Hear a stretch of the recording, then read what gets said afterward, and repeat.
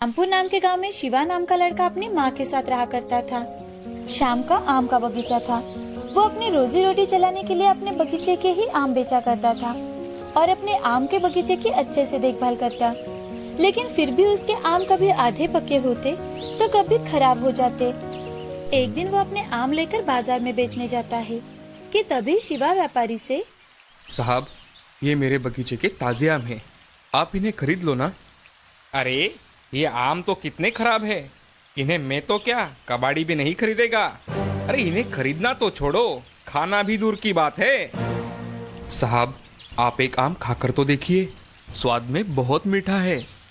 अरे ये आम दिखने में ही इतने खराब है तो इन्हें खरीदेगा कौन और खाएगा कौन।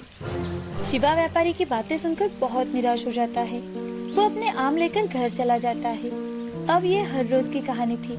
जब भी शिवा बाजार में आम बेचने चला जाता, उसके पल्ले निराशा ही आया करती थी। उसके आम पड़े पड़े सड़ रहे थे। ये सब देख वो और भी ज्यादा निराश हो रहा था, जिसके चलते उसके सर पर कर्ज का बोझा बढ़ता ही जा रहा था। इतना ही नहीं, उसने जिनसे जिनसे कर्जा लिया था वो अब घर आकर उसका सामान लेकर जाना शुरू हो गए थे। उन्हीं में से एक था भुवन, जो कि एक आम के बगीचे का मालिक था। उसके बगीचे के आम शहर में जाते और बहुत अच्छे दामों से बेचे जाते थे। भुवन बहुत ही लालची और मतलबी इंसान था। वो किसी का पैसा नहीं छोड़ता था। वो एक दिन शिवा के घर आकर, अरे शिवा, मैंने सुना है तुम पर कर्ज का बोझा तो बढ़ता ही जा रहा है। मैं तो कहता हूँ कि तुम मेरे यहाँ काम कर लो भाई, उससे तुम कर्ज से तो बचे ही रहोगे और खाना पीना भी चलता रहेगा तुम्हारा। मैं मेरा देख लूंगा सेठ जी, आपके मशवरों की मुझे कोई जरूरत नहीं है। मैं सड़क पर रह लूंगा, मगर मैं आपके यहाँ नौकरी बिल्कुल नहीं करूंगा। शिवा की बातें सुन भुवन को बहुत ज्यादा गुस्सा आ जाता है और वो शिवा से, अरे ओ भूखे फकीर, खुद तो भिखारी है और मुझे ज्ञान बांट रहा है। जरा बातें औकात देखकर करनी चाहिए। मैं तो तेरी मदद कर रहा था, अब बहुत हो गया। 2 हफ्ते में मुझे मेरा कर्जा चुकता कर देना, नहीं तो ये घर और बगीचा दोनों भी छीन लूंगा, समझे? भलाई का तो जमाना ही नहीं रहा। भुवन शिवा को खरी खोटी सुनाकर वहाँ से चला जाता है। भुवन की सारी बातें सुनकर शिवा वही सोचते बैठ जाता है। तभी शिवा अपनी माँ से, माँ, मैंने इस भुवन का अगर कर्जा नहीं चुकाया तो ये हमारा घर और बगीचे की नीलामी कर देगा। मुझे तो अब गांव में कोई कर्जा भी देने के लिए तैयार नहीं है। अब मैं क्या करूँ माँ? शिवा की उदासी भरी बातें सुनकर शिवा की माँ रमा शिवा से, बेटे, ऐसे निराश होकर कैसे चलेगा? उस भुवन को तो तुम्हें अच्छा खासा सबक सिखाना चाहिए। वो इसी तरह से लोगों को लूटता है। तुम शहर जाकर क्यों नहीं देखते? शायद कुछ बात बन जाए। रमा की बातें सुन शिवा को नई उम्मीद मिलती है। शिवा अगले ही दिन शहर चला जाता है और शहर में जाकर कुछ दुकानदारों से कर्जा मांगता है, लेकिन किसी से भी पहचान ना होने के कारण उसे कोई कर्जा नहीं देता। सुबह से शाम हो जाती है। अब शिवा निराश होकर घर लौटने के लिए जंगल के रास्ते निकलता है। थोड़ी देर चलने के बाद शिवा को रास्ते में एक साधु बाबा बेहोश पड़े दिखाई देते हैं। ये देख शिवा उनके पास चला जाता है, उन्हें उठाने की कोशिश करता है, लेकिन वो उठते ही नहीं। अब शिवा अपने पास का पानी लेकर साधु बाबा के चेहरे पर छिड़कता है कि तभी साधु बाबा उठकर बैठते हैं। थोड़ा पानी पीने के बाद उन्हें अच्छा लगता है। बाबा, अब आपको कैसा लग रहा है?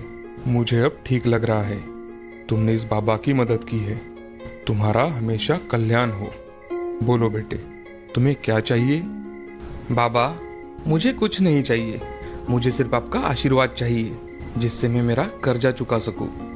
साधु बाबा अपनी पोटली में से एक बीज निकालते हैं और वो शिवा को देकर, बेटा, ये बीज अपने घर लेकर जाओ। घर जाकर इसे लगाते समय तुम जिस फल का नाम लोगे, उस फल का ये पेड़ बन जाएगा। ये तुम्हारी सारी गरीबी मिटाएगा।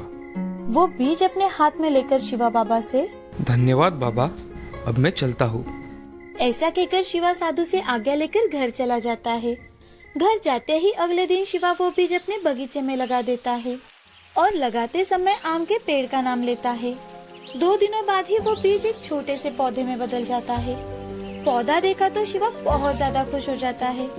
तो शिवा खुद से, अरे ये तो चमत्कारी पौधा लग रहा है, जरा देखो तो। ऐसा मन में सोचकर शिवा घर चला जाता है। दिन ब दिन वो पौधा बड़ा होता जा रहा था। वो अपने बगीचे के बाकी के आम के पेड़ों के साथ साथ इस पौधे का भी अच्छे से ख्याल रख रहा था। अब 8वें ही दिन पौधा बड़े आम के पेड़ में बदल गया था। उस पेड़ पर सुनहरे आम लगे थे, तो शिवा को वो आम कुछ अलग लगे, इसीलिए उसने पेड़ से आम तोड़कर देखा तो वो आम का पेड़ कुछ साधारण आम का पेड़ नहीं था और ना ही उस पर लगे आम कुछ साधारण थे, वो तो सोने के थे। सोने के आम देखकर शिवा बहुत ज्यादा खुश हो जाता है। हे भगवान, आप बड़े दयालु हो। मुझ पर आपकी ऐसी ही कृपा दृष्टि बनाए रखना भगवान। अब शिवा पेड़ से और 4 आम तोड़ता है और वो 5 आम जाकर बेच देता है। आम बेचकर जो पैसे आए थे उससे वो भुवन का पूरा कर्जा चुका देता है। ये देखकर भुवन हक्का बक्का रह जाता है। काम के चलते भुवन ने शिवा को अनदेखा किया, लेकिन दिन ब दिन शिवा की तरक्की हो ही रही थी। उसने अपना सारा कर्जा भी चुका दिया। कुछ ही दिनों में वो अपनी माँ के साथ अच्छे मकान में रहने लगा। साथ ही उसने बड़ी बड़ी गाड़ियाँ और जमीन खरीदना भी शुरू कर दिया। ये देख भुवन साहूकार शिवा से जलने लगा। वो मन ही मन, इस शिवा के बच्चे को ऐसा कौन सा खजाना मिल गया है जो इसके पास इतने पैसे आ गए हैं? मुझे कल ही उसके बगीचे में जाकर देखना चाहिए। भुवन अगले ही दिन शिवा के बगीचे में चला जाता है। वहाँ पर सोने का बड़ा सा आम का पेड़ देखकर वो चौंक जाता है और खुद से, ओ, तो इस शिवा का ये राज है। मैं अभी ये पेड़ काटकर इसके सारे आम चुरा कर लेकर जाता हूँ। ऐसा मन में सोचकर भुवन पेड़ के पास चला जाता है और आम निकालने के लिए हाथ ऊपर करता ही है कि तभी वो एक बड़े से गड्ढे में गिर जाता है।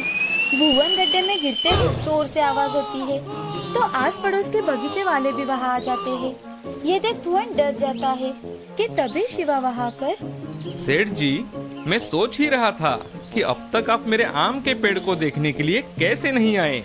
इसीलिए मैंने आपके आने से पहले ही यहाँ गड्ढा खोद के रखा था, जिससे मेरे आम कोई चुरा ना ले। ये सुन भुवन सिर पर हाथ मार लेता है और वो शिवा से, अरे अरे शिवा, मैं तो सिर्फ यहाँ देखने आया था भाई, कुछ चुराने के लिए नहीं। चलो मुझे बाहर निकालो यहाँ से। अब आपको तो यहाँ से पुलिस ही बाहर निकालेगी। आपने मेरे जैसे कितने गरीबों को गांव में ठगा है, आज उस सब का हिसाब होगा। अरे अरे शिवा, तुम तो मेरे बेटे जैसे हो ना। क्या क्या क्या तुम मेरे साथ ऐसा करोगे बेटा? वो क्या है ना सेठ जी, आपको अगर आज मैंने ऐसे ही छोड़ दिया तो आप हमेशा गरीबों को लूटते रहोगे और उनका नुकसान करते रहोगे। ऐसा कहकर शिवा पुलिस को कॉल करता है और उन्हें बुला लेता है। पुलिस के आते ही भुवन की बोलती बंद हो जाती है। पुलिस अपने साथ भुवन को चोरी के इल्जाम में लेकर चले जाती है। ये देखकर गांव वाले बहुत खुश थे, क्योंकि भुवन ने कई सारे गरीब लोगों को लूटा था। धीरे धीरे कर शिवा बहुत अमीर बन जाता है। अब हमेशा ही शिवा गरीबों में कुछ जरूरत की चीजें बांटता, नौजवान लड़कों को कर्जा भी देता ताकि वो तरक्की कर सके। अब शिवा और रमा दोनों माँ बेटे बहुत खुश थे। उनकी जिंदगी में जादुई सोने का आम का पेड़ हंसी खुशी लेकर आया था। इस कहानी से हमें ये सीख मिलती है कि जिंदगी में हमेशा सच्चाई के रास्ते पर चलना चाहिए और कितनी भी मुश्किलें आए उनका डट कर सामना करना चाहिए।